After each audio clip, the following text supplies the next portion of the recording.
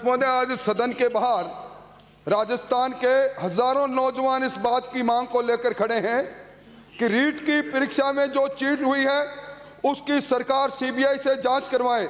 अध्यक्ष महोदय, आपने बड़ी कृपा की थी, कल डिबेट करवाई, पर यह हकदर्मी सरकार में बैठे लोगों की तरफ जब जांच के बाद सुई जा रही है तो उस जांच से बचना चाहती है। इसलिए हमारा निवेदन है कि इस सरकार को आप मजबूर करें कि उस सीबीआई की जांच के लिए अपना मंतव्य प्रकट करें। माननीय सदस्य जो महोदय, आपने कोशिश की थी कि कोई चर्चा के द्वारा बात का निर्णय होकर के सदन चले। मैं सोचता हूं हमने अपनी बात रखी, उन्होंने अपनी बात रखी। मैं अभी भी आग्रह कर रहा हूं कि अगर बोर्ड के सेक्रेटरी के आदेश की 32 जिलों में पालना की गई और प्रशासनिक अधिकारी और पुलिस को पेपर की सुरक्षा की जिम्मेदारी दी, यहाँ तक कि नीचे के स्तर पर भी या तो थाने पर या ट्रेजरी में जाकर के उन पेपरों को रखा, उनकी सुरक्षा हुई। हमारा यह आग्रह है, जिस विषय में अब भी सरकार मौन है, क्या विशेषता थी जयपुर जिला ही जहां ये व्यवस्था मुझे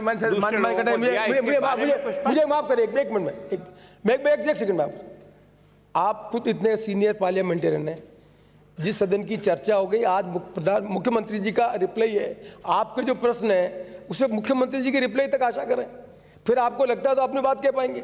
मैं समझता हूं कि आपने जो बातें कही है उन बातों के संबंध में मुख्यमंत्री जी की रिप्लाई की आशा करें हम, फिर भी आप कुछ बोलना चाहे तो। अध्यक्ष महोदय, क्या है कि रिप्लाई और जिस प्रकार से कहा कि हम नहीं करेंगे, उसके बाद कुछ बच ही नहीं जाता है।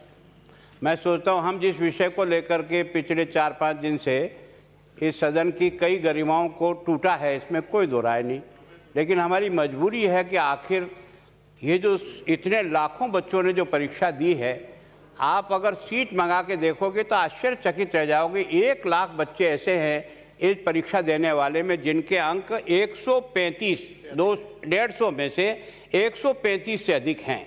इसका मतलब यह है कि वही बच्चे सेलेक्ट होंगे इसमें।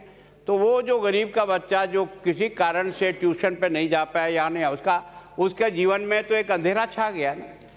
मैं सोचता हूँ इतना महत्वपूर्ण, और मैंने तो ये भी कहा कि अगर मेरे टाइम पे भी कोई कमी रही है, कोई गलती हुई है तो जांच कराओ, कोई दिक्कत की बात नहीं, लेकिन इस जांच का कहीं तो अंत तो जाना चाहिए, ताकि भविष्य में ये जो रिपीटेशन होता है लगातार कई बार, इस गैंग को तोड़ना आवश्यक है। और ये गैंग, इसलिए मैंने आपसे उस दिन भी कहा कि जब बोर्ड का अध्यक्ष ये कह देता है कि ये जयपुर मेरे काबू में नहीं था, 32 जगह तो मेरे आदेश की पालना हुई और यहाँ राजनीतिक संरक्षण में सारा काम हुआ, इसके कारण से ये पेपर जो है स्ट्रॉन्ग रूम से, अगर कोई और तरीके से होता तो समझ में आता है स्ट्रॉन्ग, तो सच में हम इस बात के लिए तैयार नहीं हैं। ईमानदारी से आपको कह रहे हैं, आज भी उन बच्चों की जो दर्द है वो मैं अपने माध्यम से, अपने दल के माध्यम से, जनता के प्रतिनिधि के नाते बहुत ही इत्मीनान से निवेदन कर रहा हूं कि इन चोरों के गिरोह का सिरताज पकड़ में आना चाहिए। तब जाकर के उन बच्चों को ये संतोष होगा कि वास्तव में इस जांच में वो व्यक्ति भी पकड़ में आया जो इस सारे कांड का सरगना है, जिसके कारण से हुआ है। अगर इसके बाद भी सरकार की मंशा नहीं है तो मैं और मेरा दल है ना इसको वॉकआउट करते हैं, और तब तक लड़ेंगे जब तक इसके बारे में कोई निर्णायक तौर पर जाकर के बातचीत नहीं होती है। भले ये लड़ाई लंबी चले तो चलेगी, जैसा भी होना होगा। मेरा जवाब सुन के, इस बारे में कभी भी तैयार नहीं हूं। जवाब भी सुन लो, अपन वॉकआउट।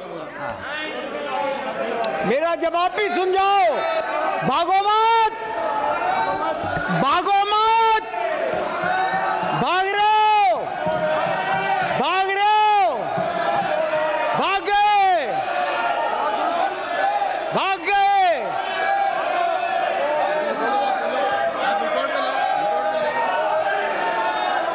अध्यक्ष महोदय, मैं निवेदन करना चाहता हूं आपसे कि कल आपने बहुत लंबी डिबेट करवाई थी,